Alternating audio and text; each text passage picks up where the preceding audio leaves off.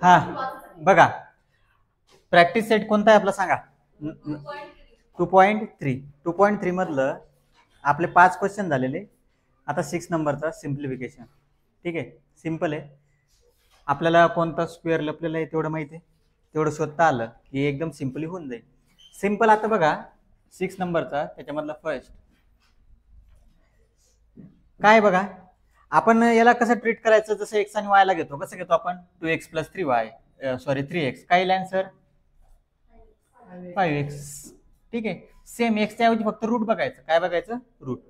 Concept हाच. आता बघा फर्स्ट क्वेश्चन आहे 5√3 + 8√3.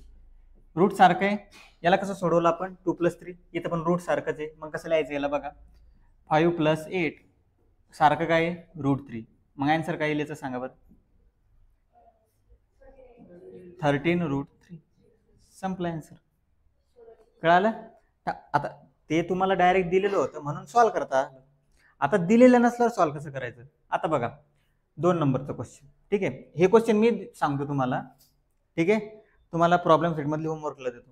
आता सेकंड नंबरचा क्वेश्चन बघा. काय आपल्याकडं क्वेश्चन काय? 9√5, त्याच्यानंतर -4√5 आणि त्याच्यानंतर काय? √125.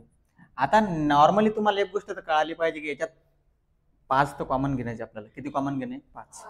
आता बघा 9√5 -4√5 या दोघांमध्ये 5 आहे, कारण 5 ला परत समोर काही भाग जाऊ शकत नाही, किंवा 5 मध्ये कोणताच नंबर लपलेला नाही. कोणता नंबर म्हणजे काय? स्क्वेअर.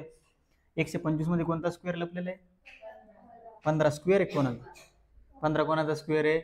मग कोणता लपलेला आहे? स्क्वेअर. स्क्वेअर 125 मध्ये कोणता स्क्वेअर लपलेला आहे? 25. 25 गुणिला 5. पटकन सांगता आलं पाहिजे की सर 125 मध्ये 25 हा स्क्वेअर लपलेला आहे. आता या 25चं स्क्वेअर रूट घेऊ शकतो ना आपण. किती येईल? 5. या 25चं स्क्वेअर रूट येईल 5. ते आले बाहेर. आत काय उरलं? फक्त 5. आता बघा √5 √5 √5 म्हणजे एक स्टेप करावं लागले तुम्हाला. याच्यामध्ये कोणता स्क्वेअर लपलेला होता? 25. त्याला घेतलं बाहेर. आत उरलं 5 आणि बाहेर या 25चं स्क्वेअर रूट होऊन किती आले? 5. आता 9 - 4 + 5 हे कुठून आले? 9 - 4 + 5 सांगा.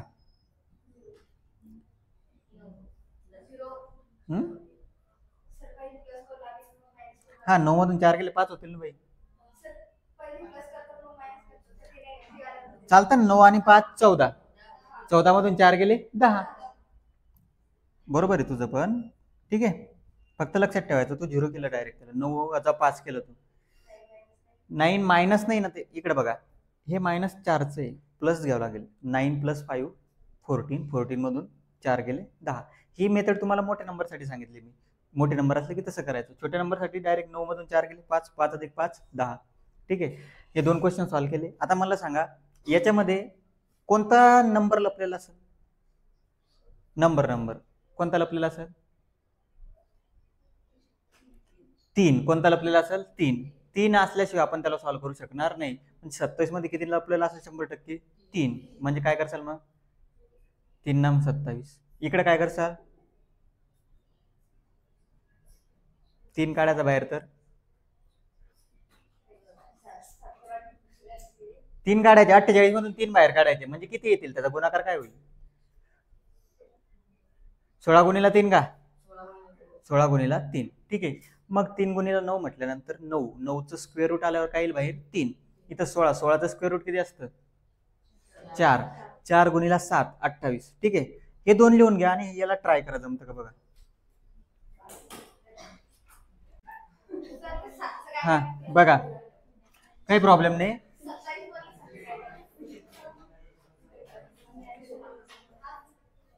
अरे हा 7√48 त्याच्यानंतर -√27 त्याच्यानंतर -√3. आता बघा इकडे लक्ष द्या रे.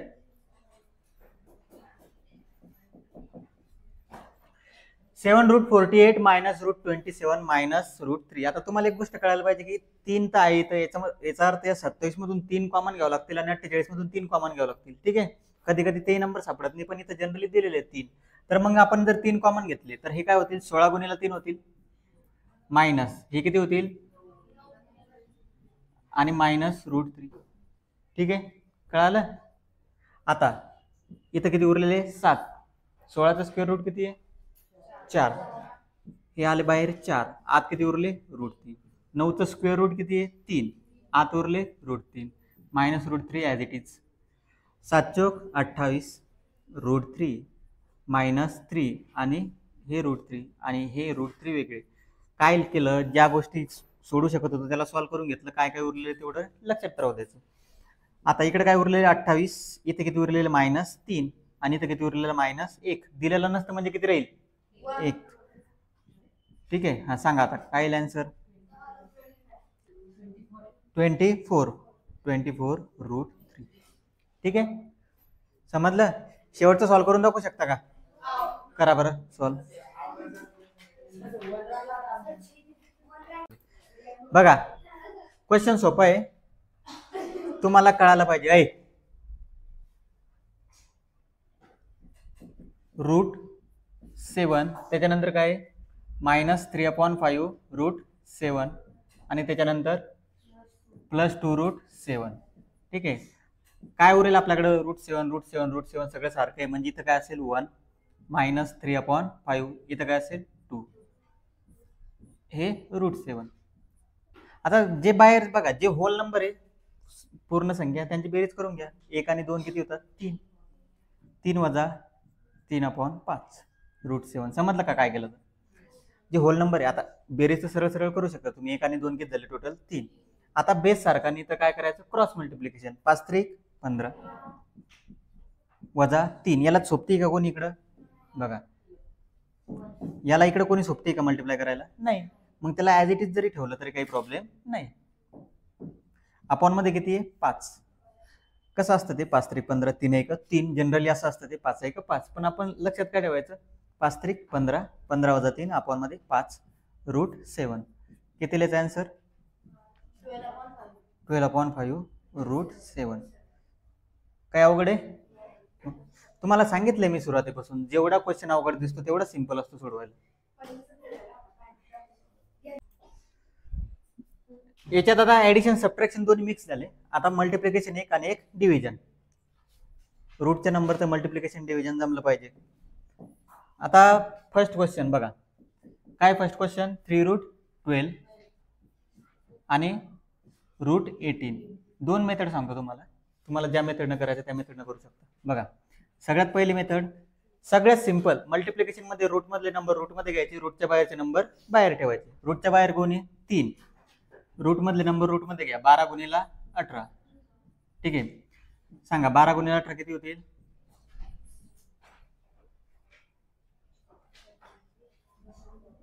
12 गुणिले 18 216. ठीक आहे, आता 216 मध्ये कोणता स्क्वेअर लपलेला आहे तुम्हाला सांगितलं मी, पहिले 4 न भाग द्या. कितीने 36 न चेक करायला सांगितलं तुम्हाला, कितीनं 36. 36 न भाग जातो 6चा, कितीचा जाईल 6.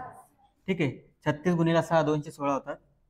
आता 3 गुणिले 36चं स्क्वेअर रूट माहिती सगळ्यांना किती 6. आत किती उरले 6, म्हणजे काय आला आन्सर 18√6. ही एक मेथड आहे. किंवा दुसरी मेथड बघा, इथून 3, आता ते इंटू नाही टाकलं म्हणजे त्याचा अर्थ तोच आहे. इंटू नाही टाकलं तरी अर्थ काय 3 मल्टिप्लिकेशन मध्ये 3. 12ला वेगळं करा. 12 मध्ये स्क्वेअर बघा पटकन कोणता आहे, 12 मध्ये स्क्वेअर कोणता आहे 4. 18 मध्ये कोणता स्क्वेअर आहे, कोणता लपलेला पटकन आठवायचा ना, स्क्वेअर कोणती 9. 2 गुणिले 9. ठीक आहे, बघा आपण यांचा गुणाकार न करता आपण इथंच स्क्वेअर बघितलं, त्याच्यामध्ये कोणता आहे 12 मध्ये कोणता आहे 4, 18 मध्ये कोणता आहे 9. आता बाहेर काय काय येत असतं स्क्वेअर रूटचे मला सांगा बरं, ज्याचा स्क्वेअर निघतो, सॉरी ज्याचं स्क्वेअर रूट निघतं. 4चा स्क्वेअर रूट किती आहे 2. यात 9चं स्क्वेअर रूट किती आहे 3. आणि आत काय उरलं ते बघा, आता काय उरलं 3 आणि काय उरलं 2. करा गुणाकार. कोणती इझी वाटते ती मेथडनं सोडवा. ठीक आहे, ज्या मेथडने इझी वाटते तुम्हाला त्या मेथडनं सोडवायचं. हा बघा, याच्यामध्ये कन्फ्युजन जास्त होतं माहिती का. तुम्हाला मी एकदम सिंपल मेथड सांगतो. सेकंड नंबरचा क्वेश्चन काय, 3√12 इंटू 7√15. बघा काय सांगितलं तुम्हाला सिंपली. सगळ्यात पहिले बाहेरचा गुणाकार, ठीक आहे, आतल्याचा गुणाकार, कळालं. त्याच्यानंतर 7 गुणिला 3 किती होतील, 21. आतमध्ये 12 मध्ये स्क्वेअर आहे का कोणता, आहे 4. 15 मध्ये स्क्वेअर आहे का कोणता, नाही. पण लक्ष द्या इथं आता,